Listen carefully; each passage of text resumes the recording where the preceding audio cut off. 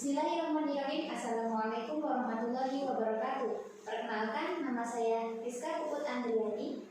Saya mahasiswi Universitas Kusuma Husada dengan prodi S1 Kebidanan Alih Kredit dalam Induk Mahasiswa 2020-63, di mana pada hari ini saya akan melakukan ujian OSCE secara daring dengan asuhan kebidanan pada remaja dengan tema edukasi personal hygiene saat menstruasi pada remaja.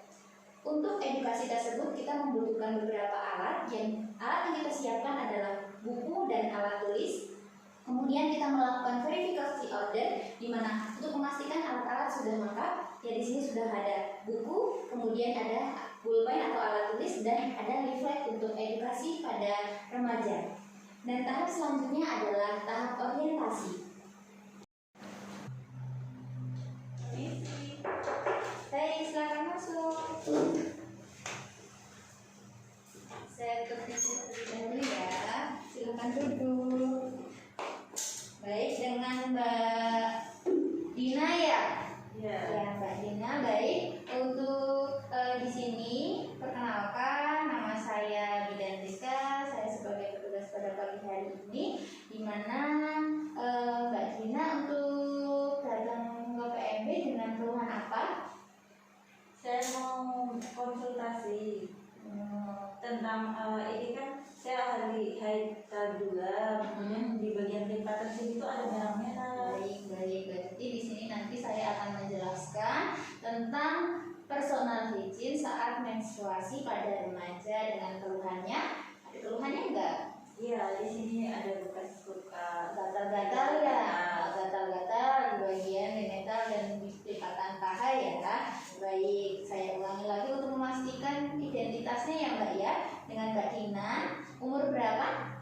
umur 16 tahun. Umur 16 tahun. Alamatnya mana? Bantul ya. Berarti Mbak Dina umur 16 tahun, alamatnya Bantul. Baik, di sini nanti kita akan menjelaskan sesuai dengan keluhan Mbak Dina ya, dengan keluhannya gatal-gatal di bagian alat genital atau di lipatan paha seperti itu. Jadi untuk personal hygiene sendiri itu adalah suatu upaya atau pemeliharaan tindakan perilaku kita untuk melakukan kebersihan pada alat kelamin ataupun organ genital pada saat menstruasi. Seperti itu ya Mbak. Jadi di sini nanti kita akan membahas bagaimana perilaku kita, tindakan kita, terus apa saja yang perlu kita lakukan untuk menjaga kebersihan atau personal hygiene pada saat menstruasi. Seperti itu. Dari yang saya jelaskan sebelumnya ada yang ingin ditanyakan. Jadi Mbak Dina di sini sudah paham belum tentang personal hygiene itu bagaimana dan bagaimana cara melakukannya? Sudah paham? Jadi sebelumnya memang sudah paham ya untuk personal hygiene.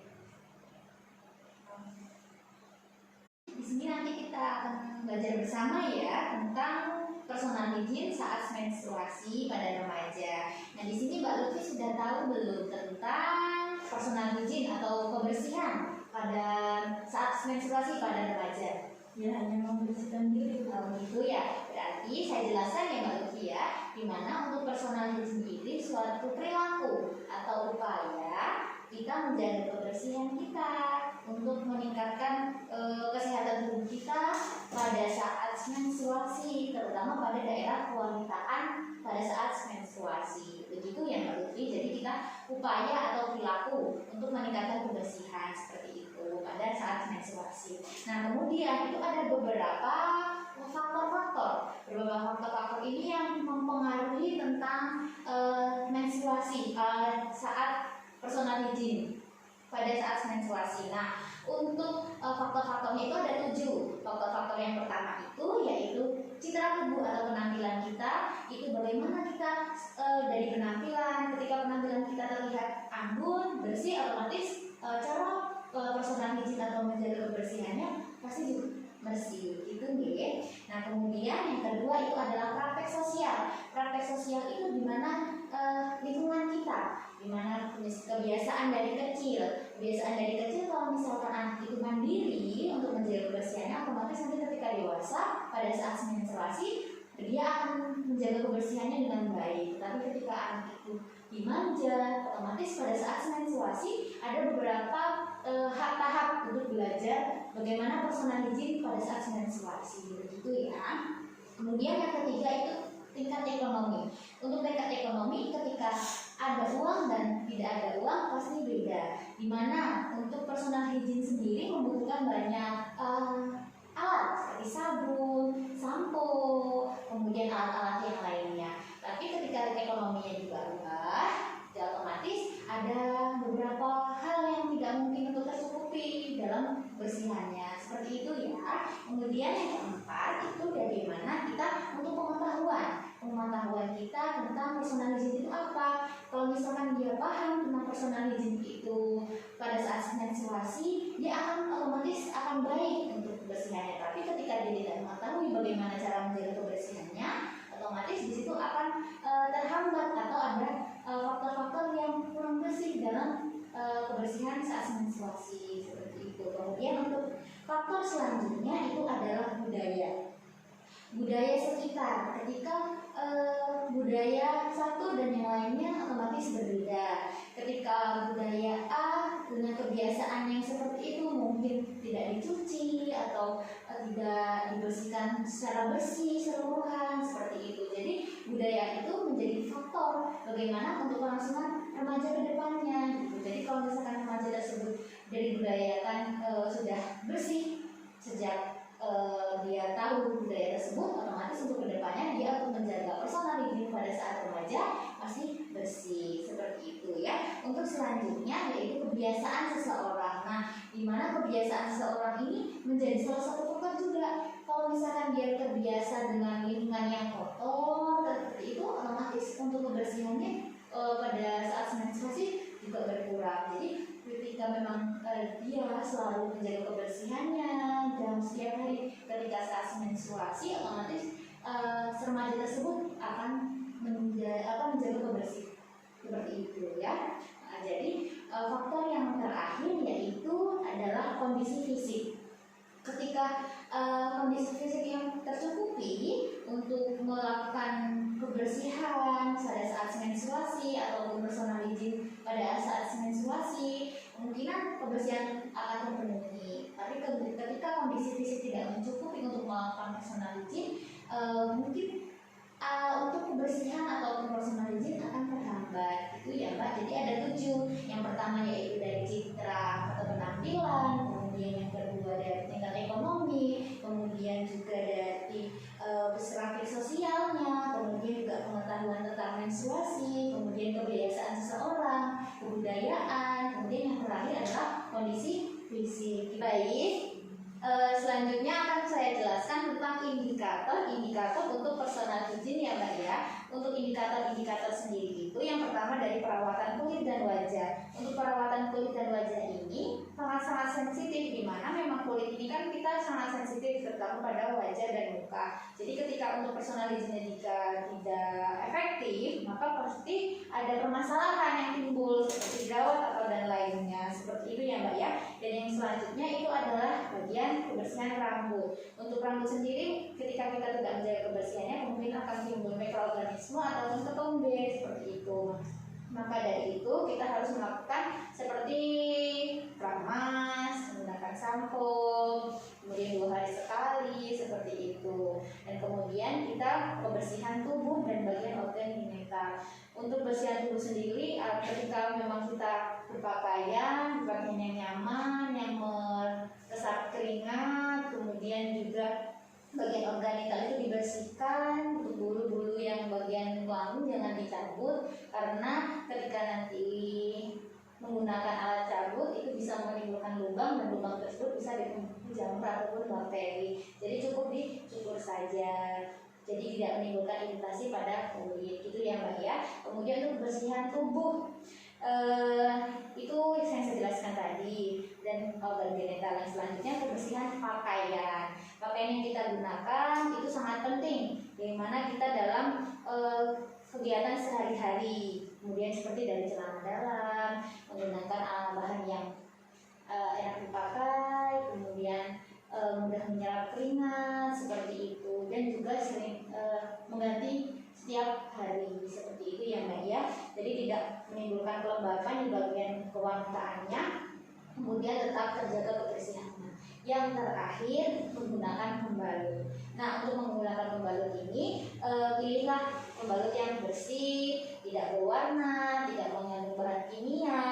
Nah, kemudian daya serapnya yang tinggi, karena apabila pembalut ini tidak menyerap dengan baik dapat menimbulkan bakteri ataupun mikroorganisme yang tidak baik seperti itu. Jadi kita harus menjaga kebersihannya. Dari segi pembalut pun kita harus memilihnya, karena bisa menyebabkan tumbuhnya jamur atau bakteri jika tidak baik dalam mulutnya. Itu yang ya untuk indikator dalam personal hygiene saat menstruasi. Nah, kemudian ada beberapa tindakan untuk yang dilakukan pada personal hygiene, yaitu pada saat menstruasi. Untuk personal hygiene yang perlu dilakukan pada saat menstruasi itu, yang pertama kita mencuci muka 2-3 kali sehari untuk mencegah timbulnya jerawat. Itu ya Mbak ya. Kemudian kita mencuci rambut gitu. Ini hampir sama dengan indikator ya Mbak ya. Ini lebih ke tindakan tapi itu. Jadi tadi indikator, sekarang dia tindakan. Nah, setelah itu kita membersihkan minimal 2 kali sehari dengan sabun mandi ya, dengan bersih gitu. Kemudian kita memotong kuku, membersihkan kuku, kemudian mencuci tangan dengan air sabun yang mengalir gitu ya Mbak ya, dengan sebelum dan sesudah memegang alat genitalia. Kemudian selanjutnya membersihkan tidak menggunakan cairan antiseptik seperti itu. Jadi kita membersihkannya dengan air bersih saja gitu ya. Kemudian selanjutnya tidak menggunakan parfum di daerah bagian genitalia. Jadi cukup dengan air bersih yang mengalir. Kemudian membasuh. Cara membersihkan alat genitalia itu dari bagian vagina menuju ke bagian anus, jadi dari atas ke bawah seperti itu ya Mbak ya. Nah, kemudian untuk penggunaan pembalut tadi sudah saya bahas di atas ya sebelumnya. Untuk penggunaan pembalut ini minimal 4-5 kali, itu misalkan memang banyak, tapi tergantung dengan darah yang keluar dan setelah BAK buang air kecil dan buang air besar. Jadi dianjurkan untuk ganti habis mandi, terutama otomatis harus ganti itu deh ya. Nah, kemudian untuk mencukur dan merapikan rambut bagian kemaluan, jadi itu harus dibersihkan, tetapi ada salah satu jangan dicabutin, karena ketika dicabutin itu akan menimbulkan lubang. Nah, lubang ini dapat ditumbuhi oleh bakteri atau jamur, jadi tidak baik. Jadi cukup dibersihkan dengan alat cukur tersebut. Jadi biar rasanya juga nyaman, gitu ya Mbak. Itu cara bagaimana kita melakukan tindakan kebersihan pada saat menstruasi, gitu ya Mbak. Sudah dipahami? Sudah ya. Nah, kemudian setelah itu kita mengetahui dampaknya apa saja yang sering muncul ketika ada masalah saat personal hygiene-nya tidak baik kayak gitu. Jadi akan timbul masalah-masalah ketika kita tidak menjaga personal hygiene pada saat menstruasi. Yang pertama yaitu kita dari dampak fisik. Dari dampak fisik kita akan muncul seperti yaitu kanker leher rahim, kemudian keputihan. Jadi pada alat reproduksi tersebut ada masalah. Jadi daripada fisik kita gitu. Kemudian juga selain keputihan mungkin ada kemerahan seperti itu. Jadi ketika ada hal-hal tersebut segera ditangani atau langsung konsultasi. Kemudian dampak psikososial. Untuk dampak psikososialnya sendiri ini kita bagaimana ada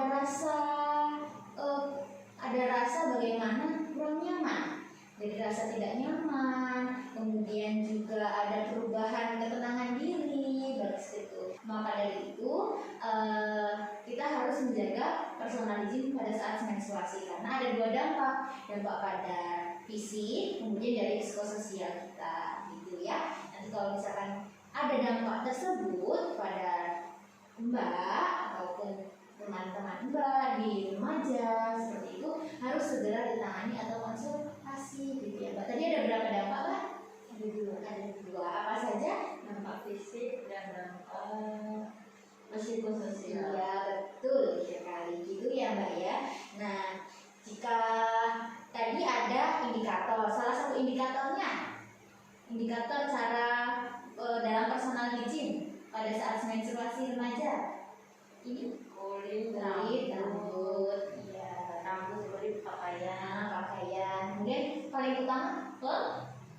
kemudian pembalut, benar seperti itu ya Mbak. Itu dari Mbak ada yang ditanyakan tentang kebersihan atau personal hygiene pada saat menstruasi? Sudah paham ya Mbak ya? Jika sudah paham, saya sudah menjelaskan tentang indikator, faktor, kemudian cara tindakan membersihkan, kemudian dampaknya. Jadi kita harapkan Mbak dapat menjaga kebersihannya dengan baik, kemudian tidak ada keluhan, kemudian juga bisa memberikan informasi terhadap teman-temannya ketika ada keluhan tentang bagaimana cara bersihin menstruasi, bingung bagaimana caranya gitu. Tapi awal-awal masih bingung ya, tapi nanti bertahap sudah saya jelaskan cara membersihkannya gitu. Jadi nanti bisa menjaga kebersihannya berkelanjutan. Jadi sehat selalu, tidak ada bakteri, tidak ada kuman gitu ya Mbak ya. Jika Mbak sudah paham, sudah dimengerti, sudah tidak ada yang ditanyakan, mungkin kita cukupkan sampai di sini ya untuk edukasi tentang personal hygiene pada saat menstruasi pada remaja. Besok kalau misalkan ada yang ditanyakan lagi masih bingung, silakan datang dan silakan untuk bertanya. Begitu ya Mbak ya. Terima kasih Mbak ya sudah bekerjasama dengan sangat baik dan kooperatif. Nah, semoga sehat selalu. Sampai bertemu lagi di lain waktu. Terima kasih. Iya. Iya. Kemudian mendokumentasikan hasil tindakan. Kemudian untuk asuhan kebidanan pada remaja. Asuhan kebidanan pada remaja Nyonya D umur 16 tahun dengan konseling atau edukasi personal hygiene saat menstruasi. Di sini untuk data subjektif, objektif, dan data analisa, dan kemudian yang terakhir implementasi. Yang pertama data subjektif yaitu Nyonya D umur 16 tahun datang ke PMB Asana mengeluh gatal-gatal pada sekitar lipatan paha dan alat kelamin. Kemudian menstruasi hari kedua datang ke PMB ingin memeriksakan keadaannya. Yang berikut adalah data subjektif. Kemudian untuk data objektif semua dalam keadaan normal dari pemeriksaan tanda-tanda vital, fisik, tetapi di sini di bagian genitalia terdapat gatal-gatal bagian lipatan paha dan alat kelamin. Untuk selanjutnya yaitu pemeriksaan bagian ekstremitas, kaki dan tangan semua dalam keadaan normal, tidak ada keluhan dan tidak ada kelainan. Untuk data analisa, Nona D umur 16 tahun dengan konseling personal hygiene saat menstruasi. Kemudian ada data implementasi. Yang pertama kita memberitahu pasien bagaimana keadaannya semua dalam keadaan normal, memberitahu hasil pemeriksaannya memang terdapat gatal-gatal di bagian paha dan perlu untuk tindakan segera kebiasaan atau perilaku personal hygiene pada saat menstruasi. Kemudian yang ketiga menjelaskan tentang personal hygiene saat menstruasi dari faktor-faktor, indikator, tindakan, kemudian dampak yang sering muncul pada saat personal hygiene gitu. Untuk evaluasi, pasien mengerti dan paham dengan penjelasan yang diberikan. Kemudian 4 menganjurkan pasien untuk menerapkan apa yang telah dijelaskan, terutama pada pengganti pembalut yaitu 4-5 kali atau setiap setelah mandi, buang air kecil dan buang air besar. Kemudian untuk yang kelima menganjurkan untuk kunjungan ulang jika keluhan semakin memburuk. Kemudian pasien mengerti dan bersedia. Yang terakhir yaitu melakukan dokumentasi. Dokumentasi telah dilakukan, kemudian paraf bidan.